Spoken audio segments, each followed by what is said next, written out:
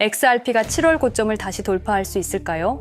차트를 아무리 봐도 답이 안 나옵니다. 기술적 분석으로도 설명이 안 됩니다. 왜냐하면 이건 차트 문제가 아니기 때문입니다. 질문을 바꿔보겠습니다.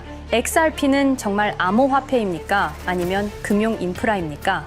2009년 비트코인이 탄생했습니다. 사토시 나카모토는 말했죠. 은행 없는 화폐를. 2012년 리플이 탄생했습니다. 그들은 말했죠. 은행을 위한 화폐를. 비트코인은 정부와 싸웁니다. 그래서 실리콘밸리가 응원합니다. 피터 틸, 일론 머스크, 잭 도시, 페이팔 마피아는 비트코인 극대화주의자들입니다. 반면에 리플은 정부 안으로 들어갑니다. 2019년까지 40개국, 300개 금융기관, 스위프트를 대체하겠다고 선언합니다. 그리고 한 발 더 나갑니다. 중앙은행 디지털 화폐, 바레인, 부탄, 팔라우, 몬테네그로 등 리플의 기술로 국가화폐를 만들기 시작합니다. 같은 시기 미국 연방준비제도는 디지털 달러를 연구 중이었습니다. MIT, 보스턴 연준과 함께. 그런데 문제가 생깁니다. 글로벌 CBDC 시장에서 리플이 이미 너무 앞서가고 있었습니다. 2020년 12월 22일 트럼프 정부 마지막 한 달 SEC는 리플을 고소합니다.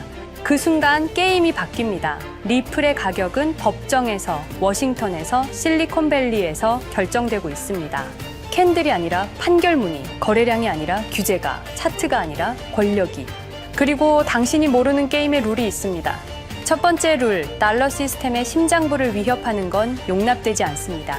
두 번째 룰, 하지만 이미 70개의 중앙은행이 리플넷에 연결되어 있습니다. 완전히 막을 수는 없습니다. 그리고 마지막 세 번째 룰, 그래서 보이지 않는 손들이 이것을 컨트롤합니다. SEC는 왜 소송에서 졌는데도 항소했을까요? 실리콘밸리는 왜 4년간 침묵했을까요? 그리고 XRP는 왜 유독 규제의 타겟이 되었을까요? 다시 돌아가서 XRP가 7월 고점을 돌파할 수 있을까요? 기술적으로는 가능합니다. 펀더멘털로도 가능합니다. 하지만 진짜 질문은 그들이 허락할까요? 지금부터 저와 그 답을 찾으러 가보시죠. 여러분, 제가 오늘 들려드릴 이야기는 단순한 투자 실패담이 아닙니다. 이것은 21세기 가장 정교한 금융 암살 사건에 관한 이야기입니다. 2020년 12월 22일 오후 우리가 투자했던 리플이 하루아침에 반토막이 났습니다. 당시 리플은 63% 급락했습니다. 마치 은퇴 자금이 하루아침에 반토막 나는 것과 같은 생존 본능을 자극하는 충격이었습니다. 그때 리플에 투자하셨던 분들이라면 누구나 기억하실 겁니다. 누군가는 그날 하루 만에 수천만 원을 잃었고 어떤 이는 수억이 사라지는 걸 그저 눈 뜨고 지켜볼 수밖에 없었습니다. 그리고 그날부터 진짜 전쟁이 시작됐습니다. 그때는 우리가 잘못 판단한 줄 알았습니다. 하지만 5년간 추적한 결과 알아낸 진실은 이것은 우연이 아니었습니다. 누군가 치밀하게 계획한 암살이었습니다. 먼저 왜 누군가가 리플을 없애려 했는지 이해해야 합니다. 스위프트라는 시스템을 아시나요? 현재 200여 개국 11,000개의 금융기관이 사용하는 글로벌 송금 네트워크입니다. 벨기에에 본부를 두고 있지만 실질적으로는 미국이 완전히 통제하고 있습니다. 스위프트가 왜 무서운 권력이라고 말을 하냐면요. 2012년 이란 핵제재 때 이란 은행들을 스위프트에서 완전 퇴출시켰습니다. 그 결과로 이란의 경제는 즉시 붕괴가 됐죠. 그리고 2022년 러시아의 우크라이나 침공 후 러시아 주요 은행들도 스위프트에서 퇴출됐는데 그 직후 바로 러시아의 루블화는 30% 이상 폭락했습니다. 즉, 스위프트에서 쫓겨나면 그 나라는 국제거래에서 완전히 고립됩니다. 그런데 리플은 이 모든 것을 우회할 수 있었습니다. 며칠 걸리던 송금이 리플에선 5초면 끝났습니다. 기존엔 몇만 원씩 들던 수수료가 1원도 안 들었습니다. 거기다가 중개은행까지 불필요했습니다. 그리하여 2017년 리플의 위력이 증명되었습니다. 일본 SBI 그룹, 뱅크 오브 아메리카, 산탄데르 은행 등 200개 이상 금융기관이 리플 파트너십을 검토했습니다. 연간 200조 원 규모의 국제 송금 시장에서 리플이 스위프트를 완전히 대체할 수 있다는 것이 증명된 순간, 바로 이때 누군가에게는 생존 위기가 된 것입니다. 리플은 단순한 암호화폐가 아니었습니다. 리플은 미국이 전 세계를 통제하는 금융무기인 스위프트에 대한 직접적인 도전이었습니다. 스위프트는 돈의 흐름을 틀어쥔 지배의 손길이었습니다. 핵보다 강한 권력, 바로 통화망입니다. 리플 사건을 파헤치다 보니 소름 끼치는 단서들이 발견되기 시작했습니다. 첫 번째 단서, 완벽한 타이밍의 미스터리. 2020년 12월 22일의 타이밍을 분석해 보겠습니다. 12월 22일 오후 9시 30분, SEC 의장 제이 클레이튼은 임기 마지막 12시간을 남기고 전격적으로 리플에 대한 기소를 발표합니다. 그 다음 날인 12월 23일, 제이 클레이튼은 SEC 의장직에서 사임하죠. 충격적이게도 바로 다음 날, 제이 클레이튼은 월리버 에셋 매니지먼트라는 헤지펀드의 자문 역할로 합류하게 됩니다. 월리버 에셋 매니지먼트는 당시 리플과 라이벌 구도를 형성하고 있던 비트코인과 이더리움에 우리 돈 8천억이라는 거액을 투자한 회사였습니다. 그런데 클레이튼은 리플을 기소한 바로 다음 날 이 회사의 자문이 되었습니다. 두 번째 단서, 이더리움 특혜의 진실. 2018년 6월 14일, SEC 기업금융국장 윌리엄 힘먼의 충격적인 연설이 있었습니다. 현재 이더리움의 제공과 판매는 증권 거래가 아니라고 본다. 그런데 힘먼은 SEC에 오기 전 심슨 대처라는 로펌에서 근무했는데 이 로펌은 이더리움 엔터프라이즈 얼라이언스 멤버였습니다. 더욱이 SEC, 재직 중에도 해당 로펌으로부터 상당한 수입을 유지하고 있었습니다. 반면 리플은 리플 CEO가 직접 만나서 명확한 지위를 요청했지만 시간이 더 필요하다며 3년을 더 기다리게 했습니다. 세 번째 단서, 결정적 발견. 가장 충격적인 단서를 발견했습니다. 2020년 12월 22일 리플 기소 발표 직전에 누군가 대량의 리플 매도 주문을 넣었다는 정황이 포착되었습니다. 마치 미리 알고 있었다는 듯이 말입니다. 이 흔적들을 추적하던 중 예상치 못한 곳으로 연결되었습니다.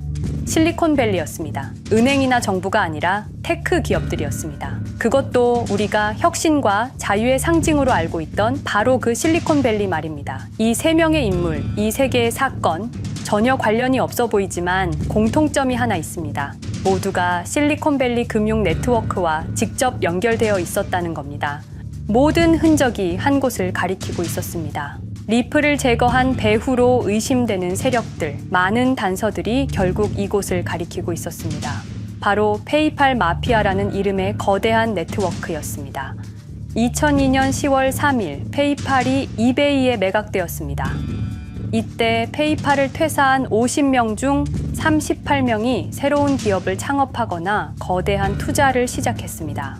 그들은 서로 관계를 꾸준히 유지하면서 창업한 기업에 서로 투자하고 때로는 동업하면서 상호 성장하는 거대한 네트워크를 만들어냈습니다.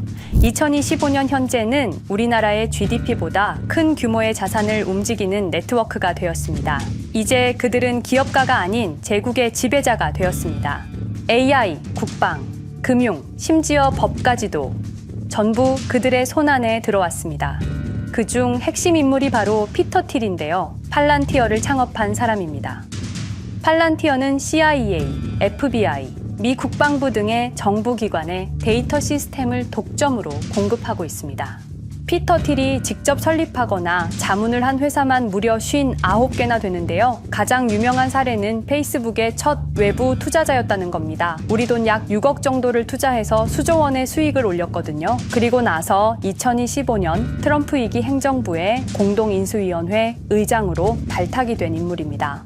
2001년 충격적인 9.11 테러 후 그는 우리의 사기 탐지 기술을 국가 안보에 쓸 수 있다며 2003년 팰런티어를 창업했습니다.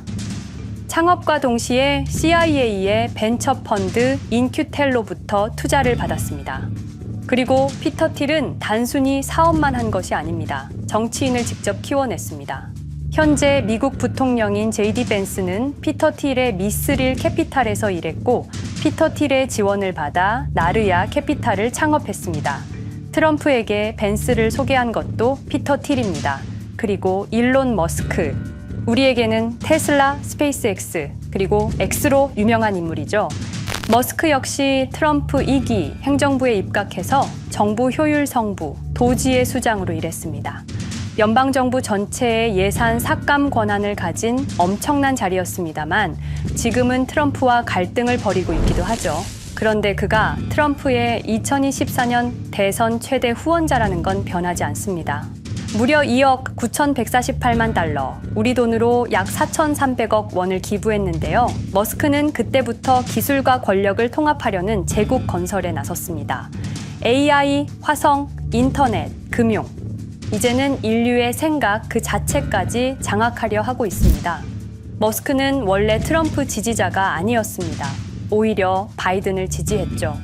하지만 바이든 정부가 백악관 전기자동차 정상회담에서 GM과 포드는 초대하고 테슬라의 수장인 자신은 제외시키자 마음의 상처를 입은 머스크는 공화당 지지자로 돌아섰습니다.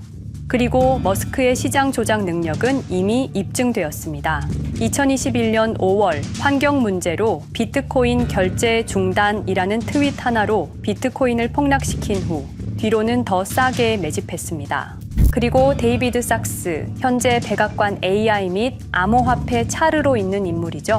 모든 암호화폐 정책 최종 결정권을 가진 자리에도 페이팔 마피아가 장악한 겁니다. 마지막으로 제드 맥켈럽, 우리에게는 리플의 배신자로 알려진 인물인데요. 아시는 것처럼 리플 공동 창업자였지만 리플을 나와서 스텔라루멘을 출시한 사람입니다. 2013년 리플 퇴사 후 90억 개의 리플을 보유한 상태로 갈등을 벌이다가 결국 2022년 7월까지 리플을 완전 매도해서 4조 2천억의 천문학적인 수익을 올렸습니다. 자, 그런데 여기서 기묘한 커넥션이 나오는데요. 2025년 6월 페이팔의 페이팔 USD가 스텔라루멘 체인으로 이전을 발표합니다. 그리고 SEC 의장 제이 클레이튼도 이들과 연결되어 있었습니다. 클레이튼이 리플 기소 후 바로 합류한 월리버 에셋 매니지먼트는 페이팔 마피아들이 투자한 회사였고 원래는 비트코인, 이더리움에 8천억 정도를 투자했다고 알려져 있었지만 올해 초 내부 기밀 문서가 유출되는 사건이 발생합니다. 그 문서에는 스텔라루멘에 700억 가량 투자했다는 사실과 피터 틸의 팔란티어 주식 1조 6천억 원어치 그리고 페이팔 USD에 대한 투자 내용도 있었습니다. 더욱 충격적인 건 리플 경쟁사들의 집중적인 투자를 이어오고 있었다는 겁니다. 이제 모든 퍼즐이 맞춰지는 느낌이죠. 페이팔 마피아의 리플 제거 작전을 시간 순으로 정리해보자면 1단계, 내부 침투.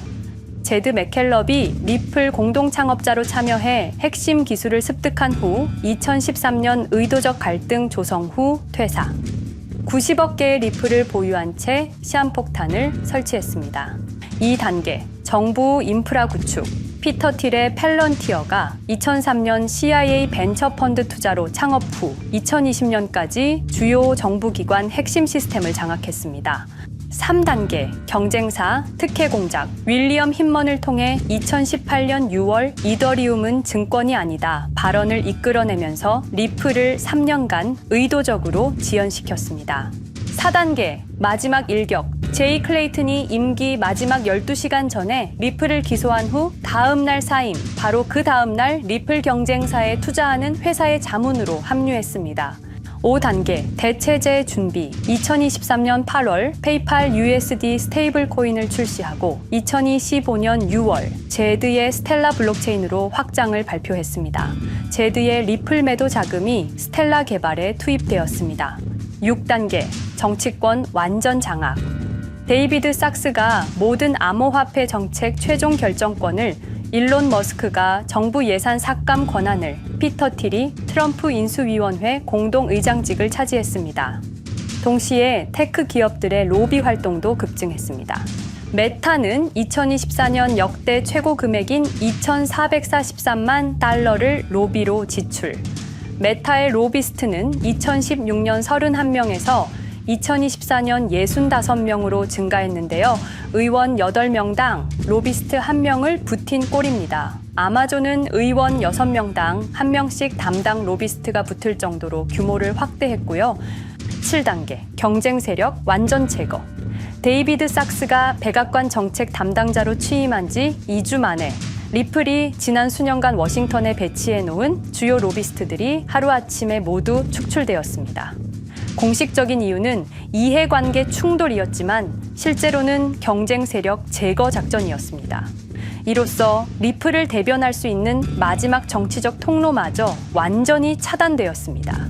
페이팔 마피아의 계획은 리플 공격이 끝이 아니었습니다. 현재 새로운 타겟을 노리고 있습니다. 그리고 그 타겟은 단순한 암호화폐가 아닙니다. 그건 머스크조차 경계할 수밖에 없는 존재, 통제 불가능한 AI 코인이었습니다. 리플에 대한 공격이 성공한 것처럼 보이지만 그들이 아직 해결하지 못한 하나의 문제가 남아 있습니다. 한 AI 코인이 일론 머스크의 테슬라 AI와 XAI를 위협할 수 있는 기술력을 가지고 있다는 것입니다. 그래서 전략이 바뀌었습니다.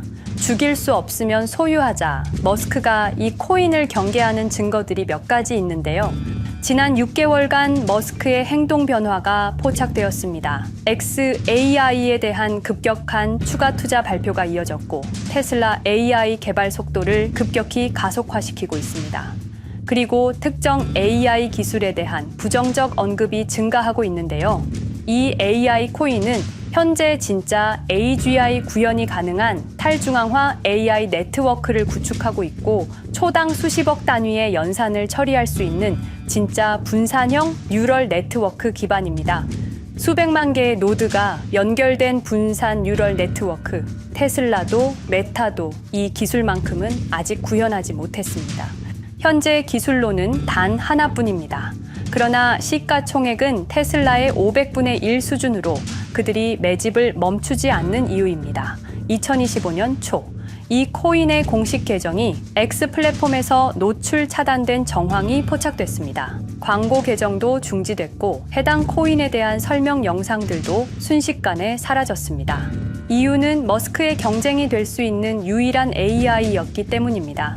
AI는 이제 권력을 쥐는 자가 인류의 사고를 설계할 수 있는 시대의 열쇠입니다. 머스크가 이 코인을 완전히 소유하게 되면 그의 AI 제국은 완성될지도 모르겠습니다. 하지만 문제가 있습니다. 그들은 이 AI 코인을 죽이지 않았습니다. 그 대신 가격을 철저히 짓눌렀습니다. 검색에서는 사라졌고 알고리즘은 배제했습니다.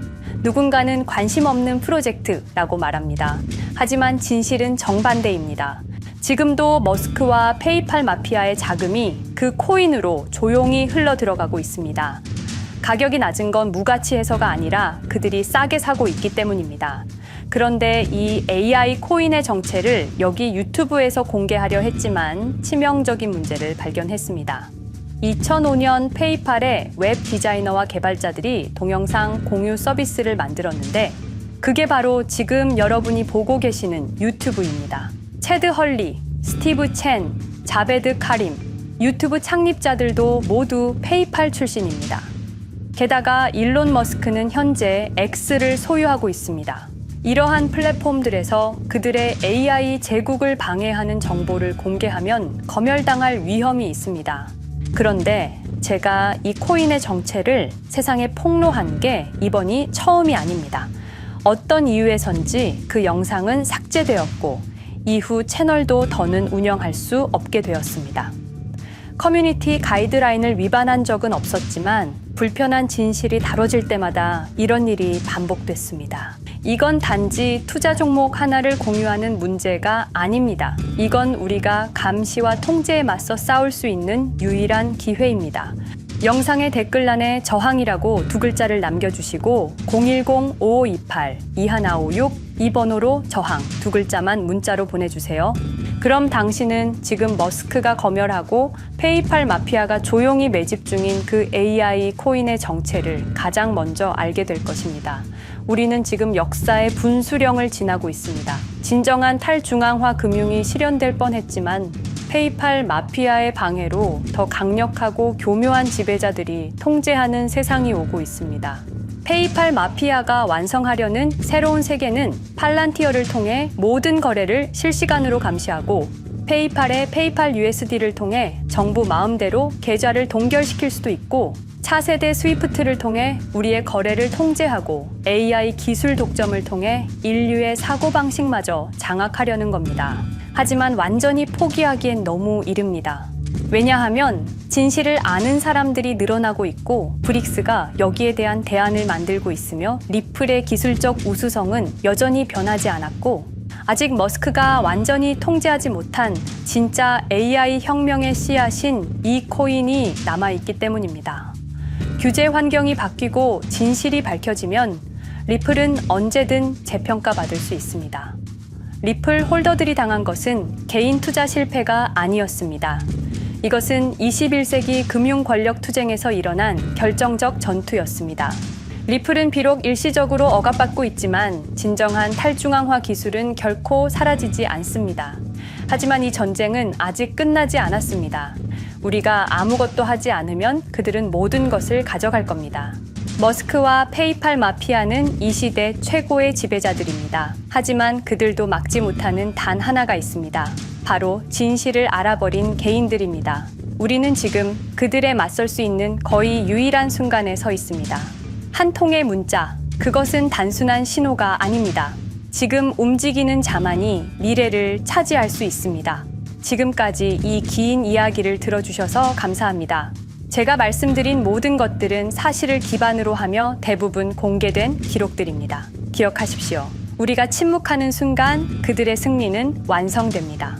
리플은 억압받았지만 그 정신은 살아남았습니다. 그리고 언젠가 진짜 자유로운 AI가 세상에 다시 등장할 그날까지 우리는 싸움을 멈추지 않을 것입니다. 010-5528-2156 이 번호로 저항 2글자만 문자 보내주세요. 이 정보는 지금 공개적으로 전할 수 없습니다. 저항이라는 신호를 보내주신 분들께 제가 직접 확인 후 순차적으로 보내드리겠습니다. 당신의 작은 선택이 우리 모두의 미래를 바꿀 수 있습니다. 지금이 바로 우리가 다시 시작할 순간입니다. 저항에 동참해주세요.